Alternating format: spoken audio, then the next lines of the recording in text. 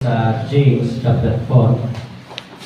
Sa talata na lang po ating pong basahin, verse 14 na lang po. James 4:14.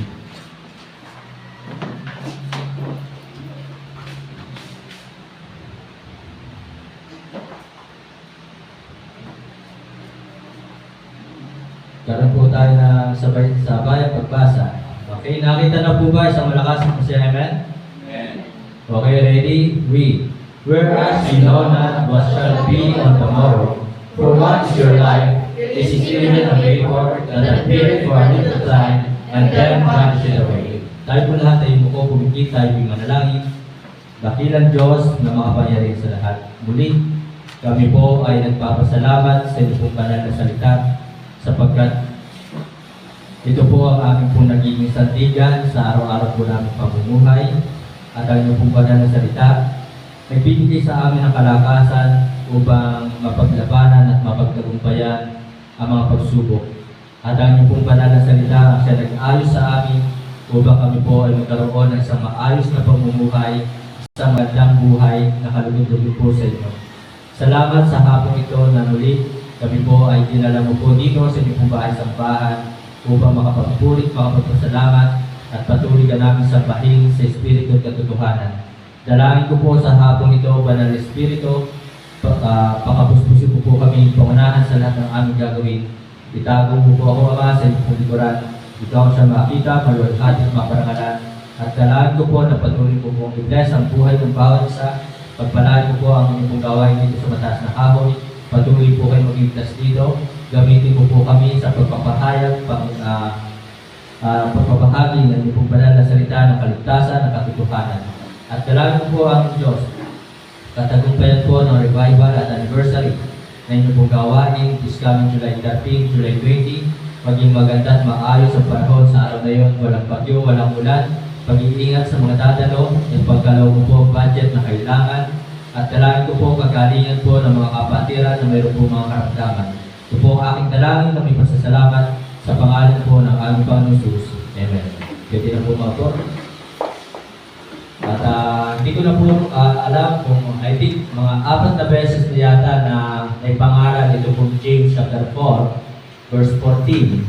At ganun pa man po, sinasabi ko nga po sa inyo, iba-iba po yung mensahe. So, yun po ulit ang ating pong title, What is your life? Ito po ay talagang tanong galing sa ating pong Panginoon Jesus. A question from the Lord Jesus Christ. Sapagkat ang Bible, ito po ay salita ng Diyos. Na talagang sinasabi po dito, kayo nga hindi nakakaalam na mangyayari sa araw ng bukas, ano ang inyong buhay. Kayo nga isang singaw na sa sandaling panahon ay lumilitaw at pagdakay na papawid. So mga kapatid, mga minamahal, tayo po talagang tinatanong ng salita ng Diyos o ng ating Panginoon Jesus, ano ang ating buhay.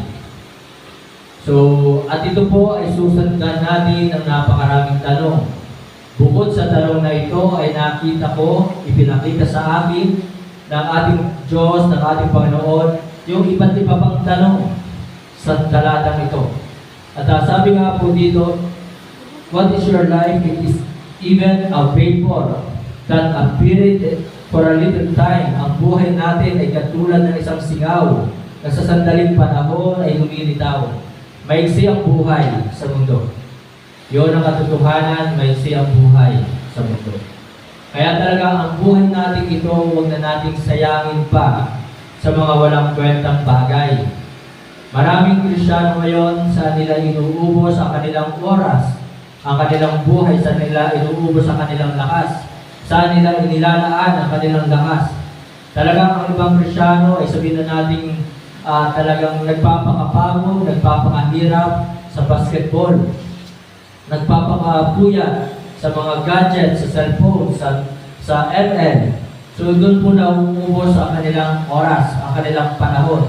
So what is your life? So ang tanong po dito mga kapatid, mga minamahal, do we accomplish this will? Do we accomplish this will? Sa buhay na ito, ay nasunod ba natin ang mga kalooban ng Diyos? Nagawa ba natin ang kalooban ng Diyos? Alam natin O maaaring hindi ninyo alam. Kasi talagang, kung alam natin na talagang maiksi ang buhay natin sa mundong ito, na talagang kung alam natin na bukas ay hindi tayo sigurado kung tayo magay-buhay pa, so sana ngayon pa lamang ay ibibigay na natin ang ating the best. Katulad ng ating inawit kanina, our best. Di ba? So mga kapatid, kung alam natin maiksi ang ating buhay, ngayon pa lamang ay gagampanan na natin, ngayon pa lamang ay gagawin na natin, at ibibigay natin ang ating the best para sa kalooban ng Diyos. So do we accomplish His will? Nagampanan ba natin? Kung tayo ba'y kukunin na ng Panginoon, kung lilisanin na natin ang mundo ito, nagampanan ba natin, nagawa ba natin ang kalooban ng Panginoon? So hindi natin alam kailan tayo kukunin. Hindi natin alam kailan tayo, hanggang kailan tayo sa mundo ito. Ang alam lang natin ay talagang sabi ng Bible sa Hebrews 9:27, "And as it is appointed unto men once to die, and after this, the judgment," na talagang nakatakda na sa atin ang tinatawag ng kamatayan. Ang tanong, do we accomplish His will? Nagampanan ba natin, nagawa ba natin ang kanyang kalooban? So nakatakda sa atin ang tinatawag na kamatayan. Tingnan po natin ang ating Bible sa Ecclesiastes chapter 3, verse 1. "To everything there is a season, and a time to every purpose under the heaven." So sa bawat panahon ay talaga mayroong kanya-kanyang oras, o sa bawat bagay ay mayroong kanya-kanyang oras. So mayroong oras sa pagsampa, kaya don't come late, di ba? Talagang mayroong oras para sa pagsampa. Kaya ang prayer ko sa mga Kristiyano, pahalagahan ang Sunday School. Kasi mayroong oras para sa Sunday School. Mahalaga ang Sunday School. So kung mayroong oras sa pag-aaral, mayroong oras sa paglalaro, ay mayroon po talagang tinalagang oras sa bawat bagay sa mundo. And then sabi po ng verse 2, "A time to be born." Mayroong oras para isilang. So tayo po ay sinilang sa mundong ito, may purpose ang Panginoon sa atin. May layunin ang Panginoon sa atin. Tayo ay iniligtas. At dahil sa nga po sa layunin ng Diyos, ay gampanan natin ang kanyang kalooban. And then sabi po dito, "And the time to die." Merong oras para sa kamatayan. Itinakda talaga sa tao ang mamatay. "And as it is appointed unto men once to die." So ang tanong po ngayong hapon, what is your life? Do we accomplish His will? Nagampanan ba natin, nagawa ba natin ang kalooban ng Diyos? Na sana bago natin lisanin ang mundo ito ay talagang nagawa natin. And then sabi po dito, "A time to die, a time to plant, and a time to pluck up that which is planted, a time to kill, and a time to heal, a time to break down, and a time to build up, a time to weep." Mayroong oras para sa pagkalungkot, and a time to laugh. Mayroong oras para sa pagtawa. Kaya talagang tanggapin po natin ang katotohanan na kung minsan ay darating sa atin ang kalungkutan. Nakasulat po ito sa Bible. Kaya talaga ang Bible ay salita ng Diyos. Meron taong masaya, meron taong nalulungkot. Masaya talaga kapag ikaw ay in love. Masaya talaga kapag ikaw ay sinagot. Diba? At malungkot kapag busted. Okay? So,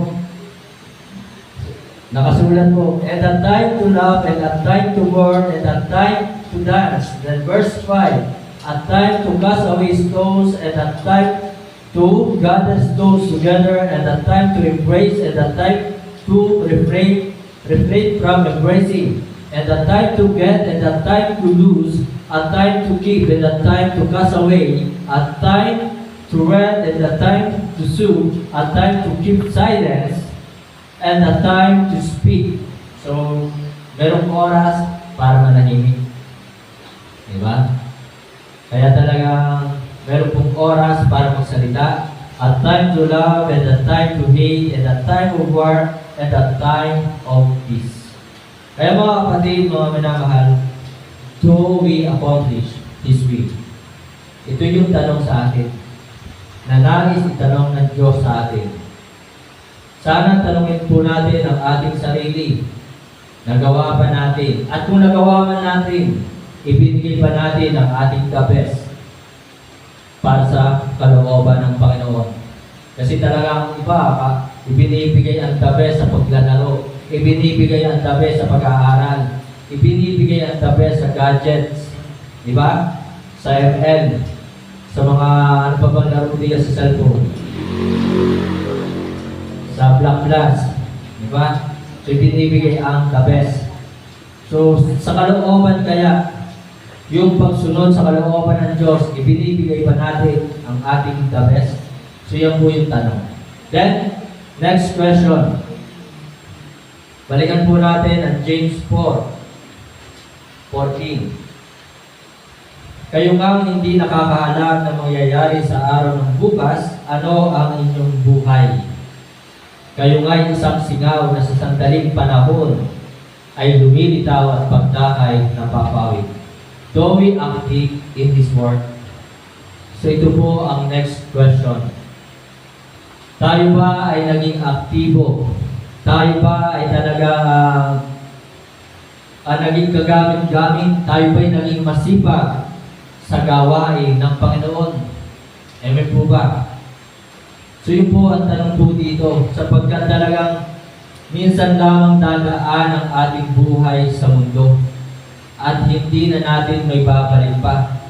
Na kapag malinaw ang sinabi ng Bible, after this, the judgment. Na kapag tayo po ay namatay, ay tayo ay huhukuman na. Na ibig sabihin na hindi na natin pwede sabihin time out. Diba? Time out muna, Panginoon. Meron pa akong gagawin dun sa lupa. Yun po yun. Wala na itong talagang hindi na natin pwede sabihin, Panginoon, pwede pa bang bumalik sa lupa? Meron pa kasi akong gustong gawin. Kaya mga kapatid, mga minamahal, kung lisanin ba natin ang mundo ito at haharap tayo sa Panginoon, makikita kaya na tayo naging active sa gawain ng Panginoon? Makikita kaya na tayo naging masipag sa gawain ng Panginoon? So yun po ang next question po dito. Do we active in His work? Sapagkat talagang minsan lamang dadaan ang buhay natin sa mundo. Minsan lang. At hindi po totoo yung nabubuhay na muli. Diba?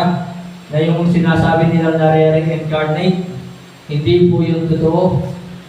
So, ang totoo na tayo po talagang bubuhayin muli, yun po yung talagang meron tayong glorified body doon sa pagbabalik ng Panginoong Jesus, na talagang ganun pa man dito sa mundong ito. Kasi after this, alam naman natin na mangyayari sa hinaharap na ang mundong ito ay maglalaho. Yun ang katotohanan. Na ang mundong ito ay papalitan ng new heaven and new earth. So mga kapatid, mga minamahal, doon sa future na ating hinaharap ay talagang wala na tayong ibang gagawin doon kundi kalooban ng Diyos. Wala na. Yun lamang yun. So ngayon pa lamang, sana ngayon pa lamang ay ginagawa na natin na maging masipag sa gawain ng Panginoon.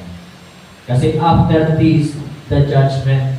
After this graduation, after this coronation, after this rewarding or awarding, pagkatapos ito ay talagang gagantihan na o gagantimpalaan tayo ng Panginoon.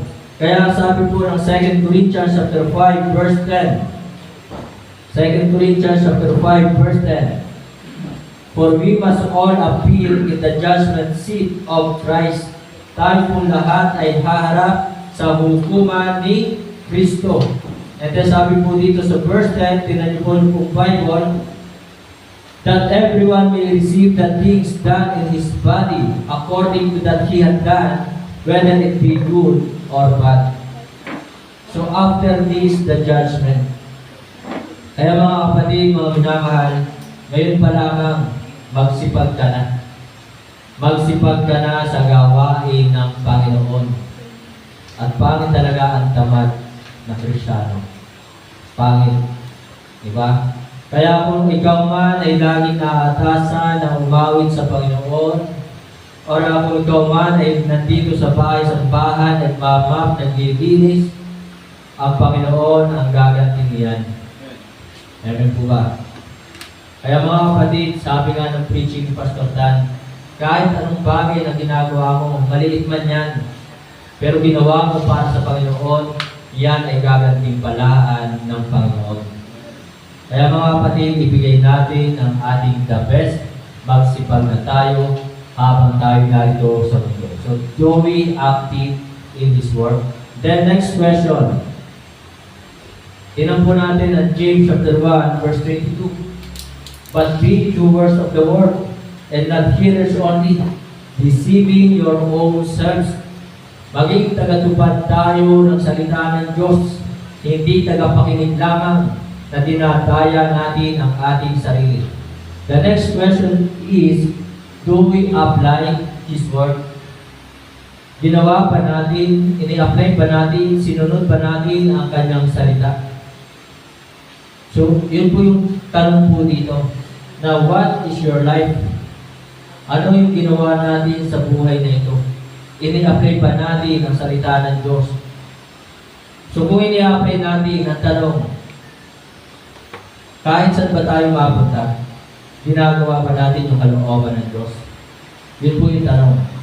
Na halimbawa, napapunta ka ng SM, ay doon ba, ay ikaw ba ay nakakapagbahagi ng salita ng Diyos?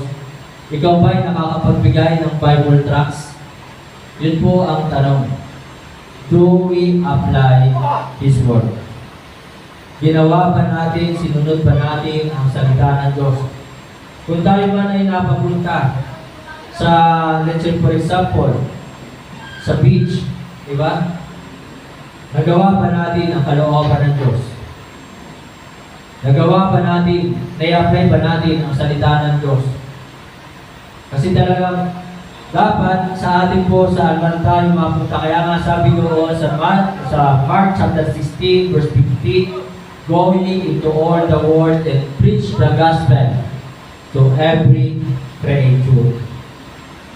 So ang tanong po ay kung nasunod ba natin ang salita ng Panginoon. Kung ikaw ay galit, nagagawa mo pa rin ba ang salita ng Panginoon?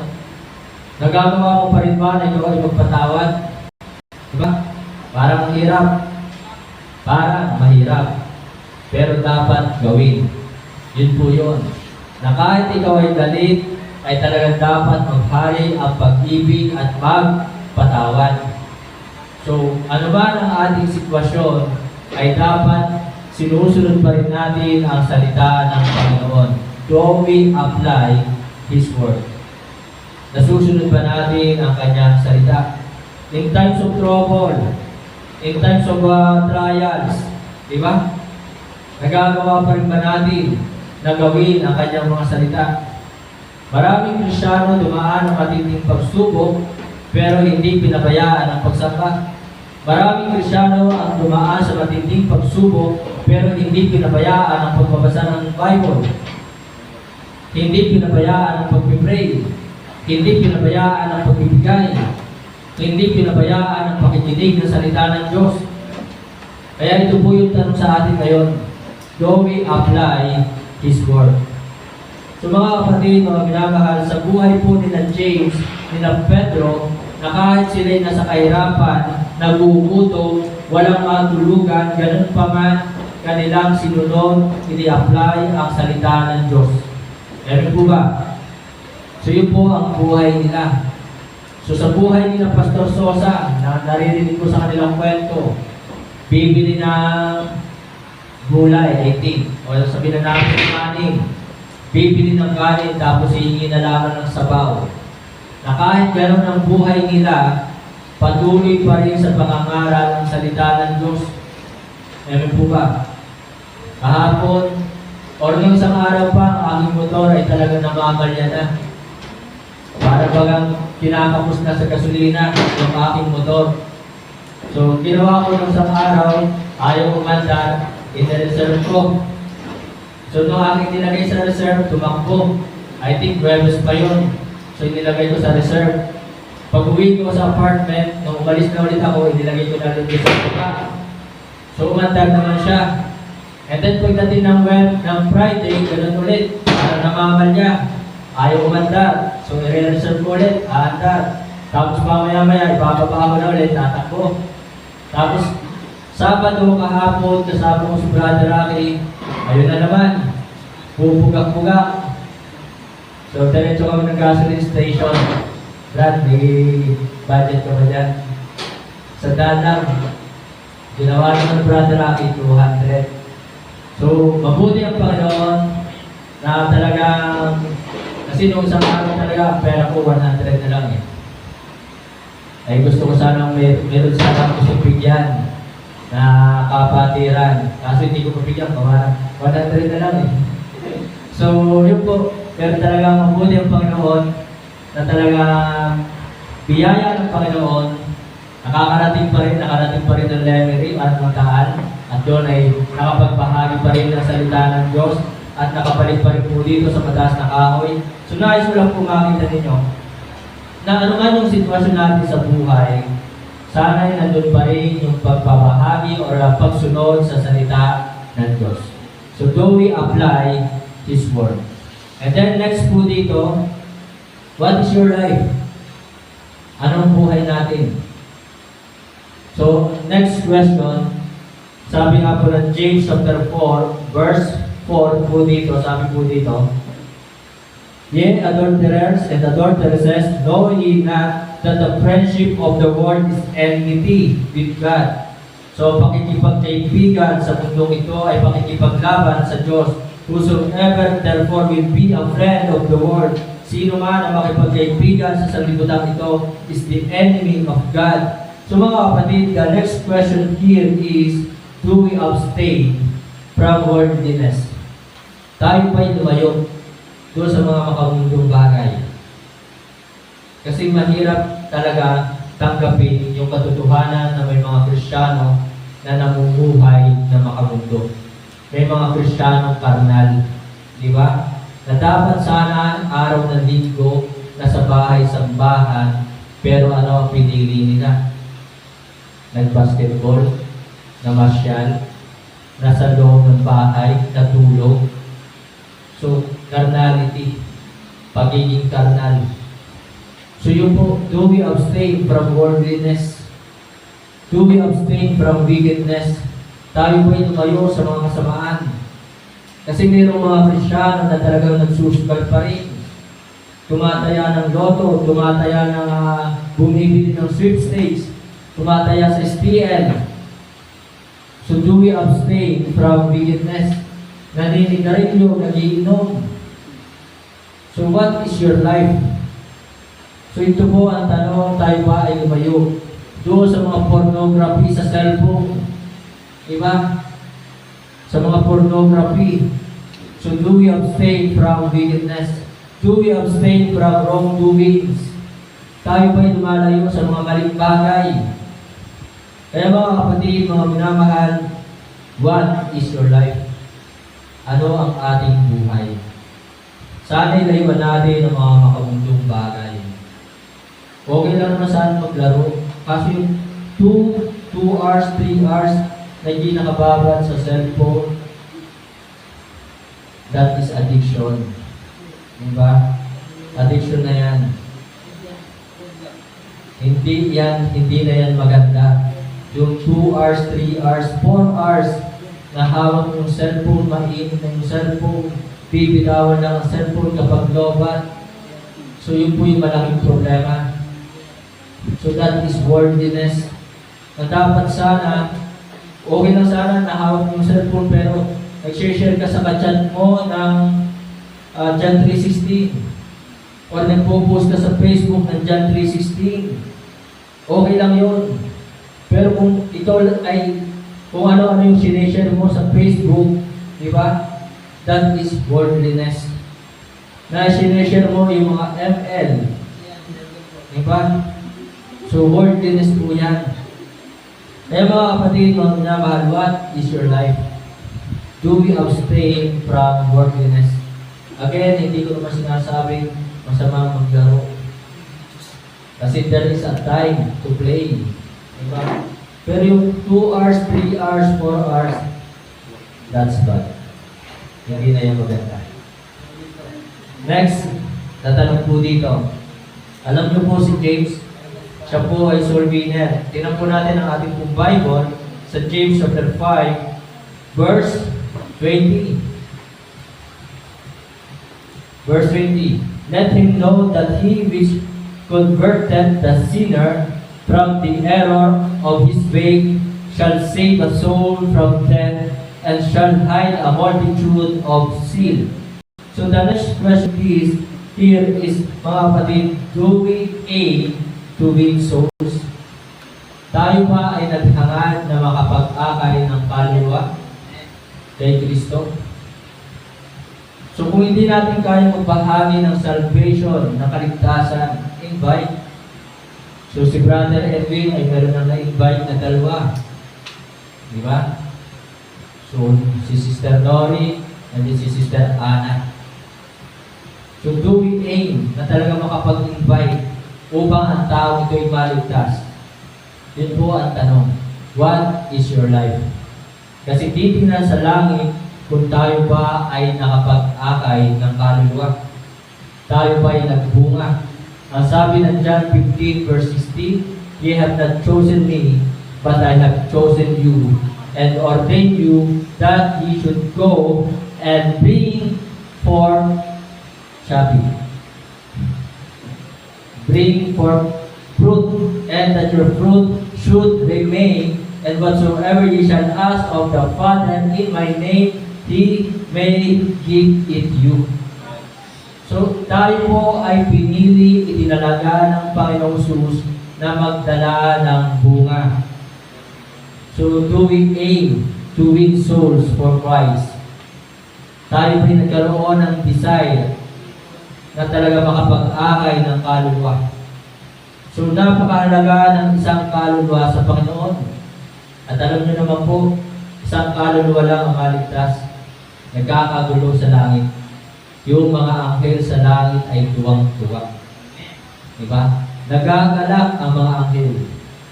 So, yun po mga kapatid, mga minamahal, na sana talagang nagpe-pray tayo at talagang try and try until we succeed. Yun po yun. Sa pag-aakay ng kaluluwa, dapat try and try. Opo, talagang mahirap mag-akay. Na ang ibang naakay ay hindi nagpapatuloy. Mayroong na-baptize and then after baptism ay nawala na. Talagang mahirap kasi nga makamundo ang tao ngayon. Hindi makadiyos. At talagang napakaraming ginamit ng dyablo para dayain ang Kristiyano. At ang unang-unang kalaban ng Kristiyano ngayon ay ang gadgets, mga social media, cellphone. Yan ang kalaban. Yan ang taktika. So mga kapatid, mga minamahal, sana tayo po ay talagang mayroong desire. Maakay ang kaibigan natin, maakay ang ating kaklase, maakay ang ating kapatid, maakay ang ating katrabaho, maakay ang ating kamag-anak. So yung ba desire ng puso natin? Kasi what is your life? Titingnan ng Panginoon Jesus ang buhay natin. Kung tayo ay naging mabunga. Katulad na lamang ng fig tree. Diba? So, ang nais ng Diyos doon sa fig tree, magbunga. Kaya lang, pagbalik ng Panginoon, wala pa rin bunga. Parang pinutol na. So, ganoon din po sa buhay natin, ang nais ng Diyos, magbunga tayo. Magbunga. Mag-akay ng kaluluwa. So, may nakakakita man o wala, ay dapat talaga mag-akay po tayo. So, yun po ang next question doon. Next. Minsan lang ang buhay sa mundong ito. Ang sabi sa Hebrews chapter 6 verse 10. Hebrews chapter 6 verse 10. Tingnan po natin.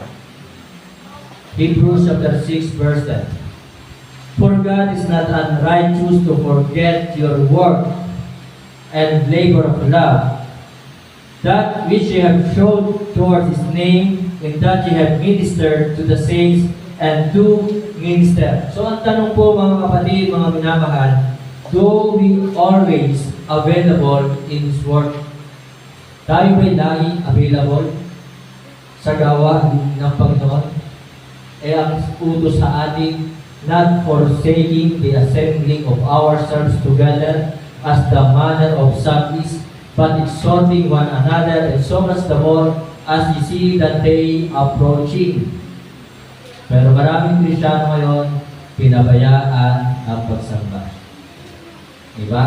At ang sabi pa nga ng Hebrews chapter 11 verse 6, but without faith it is impossible to please Him, for he that cometh to God must believe that He is, and that He is a rewarder of them that diligently seek Him. So mga kapatid, mga minamahal, dapat talaga ay tayo laging available sa gawain ng Panginoon. Huwag tayong gagawa ng mga excuses. Ang daming excuses ng Kristiyano ngayon. Ang daming alibay. Diba? Tapos maghahanap ng pagpapala, maghahanap ng blessings, maghahanap na talagang sagutin ang kanilang prayer, ibigay ang kanilang prayer, pero kinatatamara naman ang magbasa ng Bible, kinatatamara naman ang pag-pray, kinatatamara ang pagbibigay, kinatatamara ang pag-aakay ng kaluluwa. Mga kapatid, sa tanong na ito, what is your answer? Yan ang inyong assignment. Sagutin niyo sa bahay mo. Diba? Ano ang sagutin niyo? Do we always available in His Word? Do we aim to win souls? Do we abstain from worldliness, wickedness, wrongdoings? Do we active in His Word? Do we accomplish His will? And then mga kapatid, ang sabi nga po, tayo po ay we shall appear.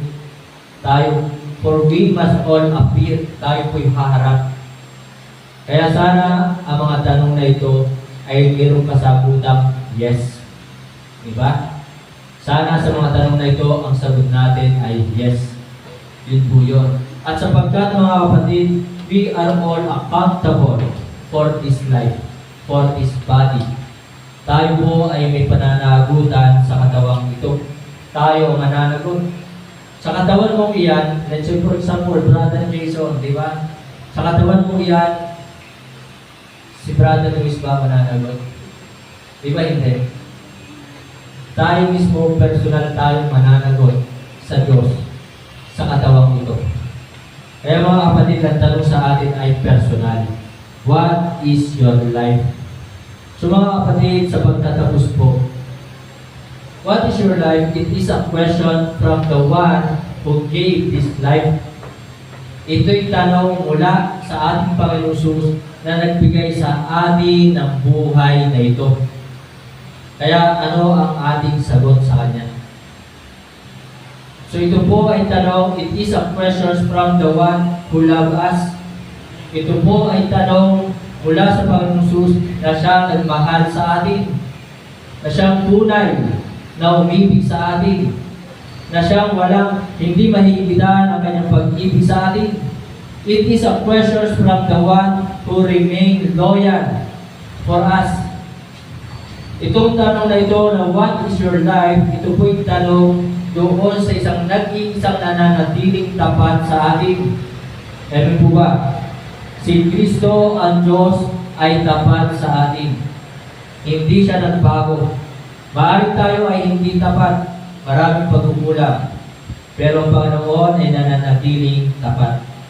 So mga kapatid, mga minamahal, this question, it is a challenge for us to serve the Lord. Only one life, so soon will pass. Only what's done for Christ will last.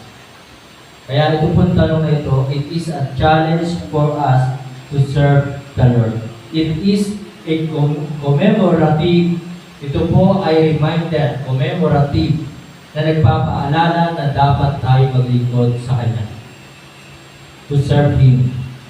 It is a question, this question, it is a calling to serve. Ito po ay talagang panawagan sa atin na tayo po ay maglingkod. Only one life, so soon will pass. Only what's done for Christ will last. Titingnan sa langit, hindi titingnan sa atin kung tayo bagay best in man. Hindi titingnan sa langit kung tayo ba ay kung ano yung ating posisyon dito sa lupa. Kung tayo ba ay manager, kung tayo ba ay talaga business owner, kung tayo ba ay magaling sa karate, di ba? Kung tayo ba ay mataas sumipa, hindi yan titingnan. So, ang titingnan sa atin sa langit ay kung ano ang ating ginawa para kay Kristo. So, mga kapatid, mga minamahal, ito pong tanong na ito, it is a question from the Lord Jesus Christ. To God be the glory, tayo po'y tumayo. At ngayong hapon, ating po alalahanin ang Lord's Supper, ang kamatayan, pagkalibing, at muling pagkabuhay ng ating Panginoon Jesus. Tayo po'y manalangin. Dakilang Diyos na makapangyarihan sa lahat. Salamat po sa iyong pong banal na salita na aming po napag-aralan ngayon. Salamat sa iyong mga katanungan na inihayag po ngayon. Ano ba naging ang buhay namin sa mundo? Kami ba sa mundong ito ay patuloy na sumusunod sa iyong kalooban? Patuloy ba namin ginagawa ang iyong kalooban? Na kahit saan man kami mapunta, naroon ba ang aming pagsunod? Na may nakakakita man o wala, ginagawa ba namin ang iyong salita? Sinusunod ba namin ang iyong salita? Ama, tunay na minsan lang dadaan ang buhay nito sa mundong ito. At kung kami man ay humisan na, hindi na kami makababalik pa sa mundong ito. At hinihingi mo sa aming lahat ngayon na ibigay namin ang aming the best sa aming pong paglilingkod. Mga kapatid, mga minamahal, hindi ko alam kung paano nag-usap sa inyo ang salita ng Panginoon. Kung meron po kayong nais ilapit ngayon sa ating Panginoon, sa ating Diyos, magkakaroon po tayo ng 2 minutong panalangin. At tayo po ngayon ay dadako sa ating pong pag-alala sa hapunan ng ating pong Panginoon. Suriin po natin ang ating pong sarili. Kung meron po tayong mga kasalanan na nagawa, ito po yung ating hihingi ng tawad sa Kanya. Sapagkat hindi po tayo magiging karapat-dapat sa pagpartake ng Lord's Supper kung meron po tayong mga kasalanan hindi na hihingi ng kapatawaran sa Kanya. Kaya ngayong hapon po mga kapatid, mga minamahal, kung meron po kayong nais hihingi ng tawad, kung meron po kayong nais hilingin sa Panginoon, ilapit sa Panginoon, magkakaroon po tayo ng 2 minuto. Sige po, lapit po tayo. Tayo po ay lumuhod sa pangalan ng ating Panginoon Jesus. At magsisimula na po ang 2 minuto po naman.